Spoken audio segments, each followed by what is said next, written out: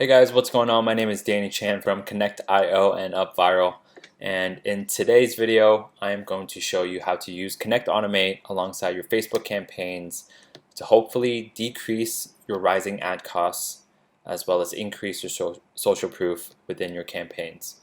Let's jump right into it. My goals for this video is to talk about the increasing ad costs on Facebook, potential ways to combat it, and one little tactic that we use internally here for our Facebook campaigns to help with that. And it also adds a lot of social proof within your ads as well, which is a bonus. And how to set up Connect Automate for your post in order to do so. So let's jump right into it. Hopefully this isn't a long video, but a lot to go over. So as you may possibly know, during the beginning of the year, your ad costs might have been very expensive. And when lockdown happened, it decreased, and now it's slowly going back up again. So from these charts from ReviewBot's blog talking about Facebook advertising costs in 2020 this year, we can see that for the CPMs, January it was around $8.59. February, right before the lockdown happened, it shot up to around $9.87, and it decreased all the way to $7.90 right after lockdown. And I believe Facebook was giving us a discount on ads during lockdown. And now we can see that those numbers are slowly rising again for all advertisers on Facebook. You might be a victim of that as well. So as you can see, the chart on your left, CPM impressions for June 2020. Like I mentioned, you can see there's an upward trend that the CPM is getting a lot more expensive, meaning your cost per clicks are getting a lot more expensive as well. And if we look on the chart on the right, CPM by campaign objective Q1 versus Q2 in 2020, depending on what kind of campaigns you're running for your business, whether it's lead gen, purchases, whether you have an e-commerce store, or you're generating emails, or whatever it is, whatever campaign objective is most important to you, you can look at this chart and see if it's getting more expensive for you. But the one campaign objective that we use here internally is conversions. And as you can see here, in Q1 it was around $9.78 for CPM and for a conversion campaign, and it has risen to $10.29 in Q2. We're now in Q3, and I feel that it's only going to get more expensive for Q3 as well as Q4, which is the most busy time of the year for Facebook ads. There's more charts here, but similar gist overall. I'll go through a few of them. The ones on your right, CPC and CPM, you can see that upward trend for your cost per clicks going up compared to January, February, and so forth. So comparing May to January, it's around 30-cent increase on your CPCs. So 30 cents increase is a whole lot of money. I mean, that affects everyone, all advertisers on Facebook as well. Same for CPM. You can see that upward trend. February was the most expensive earlier this year, and it's slowly getting up to that point as well. There are different ways to reduce ad costs, your CPMs and your cost per click. I'll go through some of the ways that you can implement within your Facebook campaigns tomorrow or today, and I'll go through each one and explain each one and how they work. So the first is to target your right audience. And what do I mean by that? Target your right audience. First, you have to find out, whatever your business is, you have to find out who your target demographic is. Who is your number one customers, what they read, what they like to do on their free time, who they talk to, what kind of magazines they read. This is all stuff that you have to figure out even before you start your business. But in order to market correctly, you have to figure out who your target demographic is, and hopefully use Facebook tools as well as our tools as well, like Connect Explore, our interest targeting. You can find these specific interests that people like. Depending on what you're selling or what your product is, you're going to have to figure out this for yourself. Number two is to broaden your audience. this might sound contradicting to number one, but if your audience size is too small within your Facebook campaigns, if it's only like 50,000 people within your Facebook campaigns, Facebook can only do so much for those 50,000 people before your ad costs are just through the roof, pausing your campaigns eventually. So broaden your audiences, even if it's cold traffic. We tend to like audiences around 500K to 3 million people for our testing, especially if you're doing like e-commerce stores or specific lead generation websites. I would broaden your audience just a bit and test that way.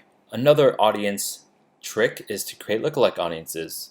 So if you have enough data within your Facebook ad account, this is a great little technique to find similar audiences who have visited your website or who have purchased your product.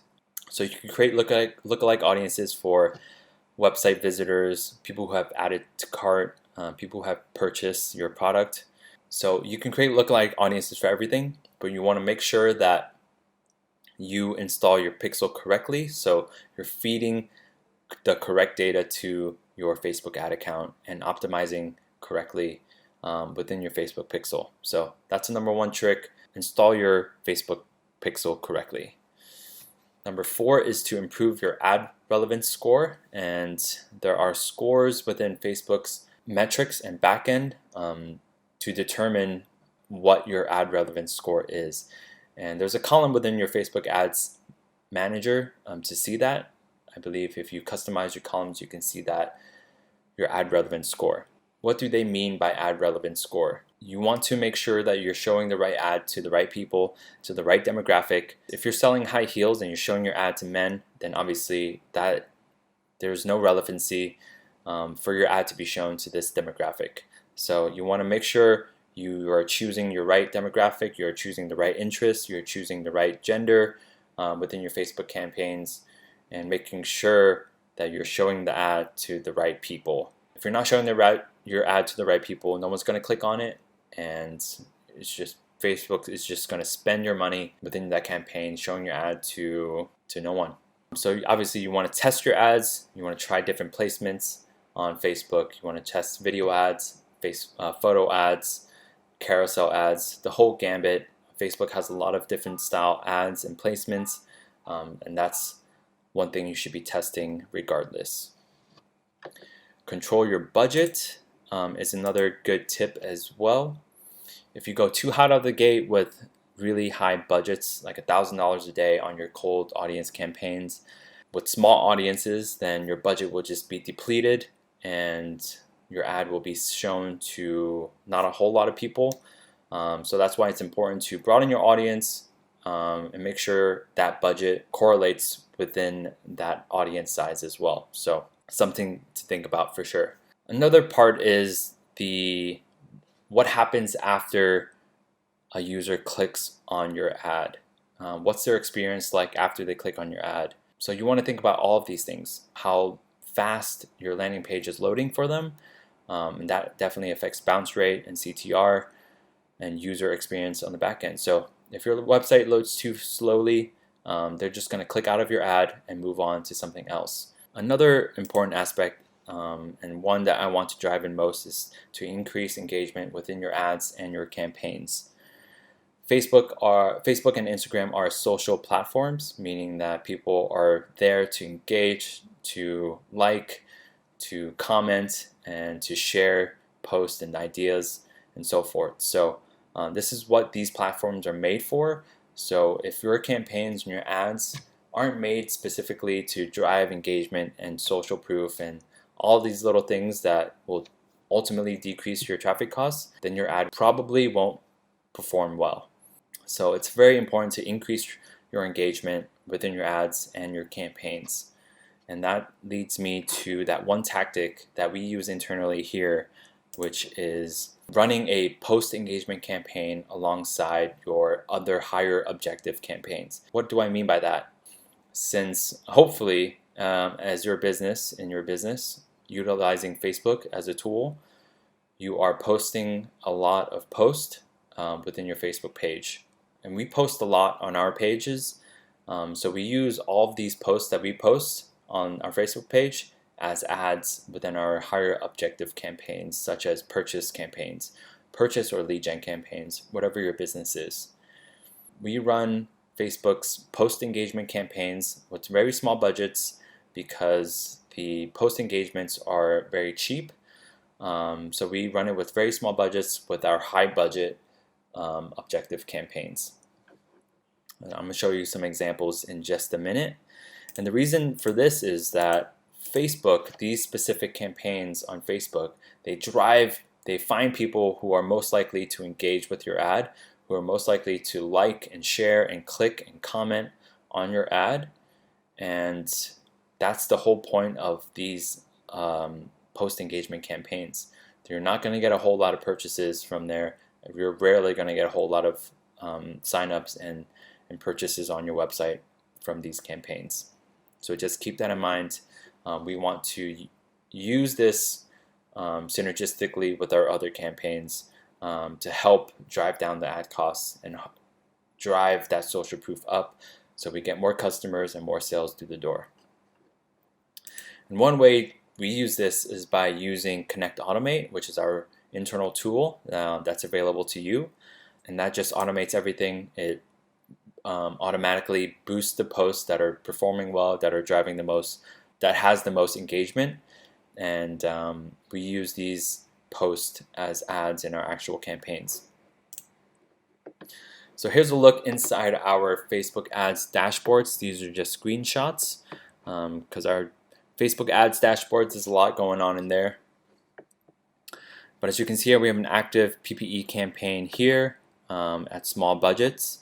Here is the ad sets that we are running, only at $20 a day.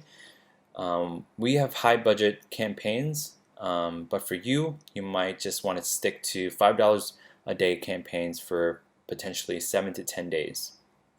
Now here are some sample ads that we have, and I could show you here. As you can see here, this post has around 2K likes, 6 comments, 29 shares. This has around 3,000 likes, 50 comments, and 70 shares. And 300 likes, this is a newer one, 3 comments and 4 shares. So, and obviously, you know, when you're scrolling through this and you see that many likes, many people are just bound to stop and see what this post is all about. And that's what we want, to grab people's attention just for a short period of time so they can see what the ad is and watch the video or read the ad text and see the comments and see what people are engaging in. So in terms of scroll stopping, this type of social proof post is very effective on people's feeds. So how do we set this up with Connect-Automate? Super easy.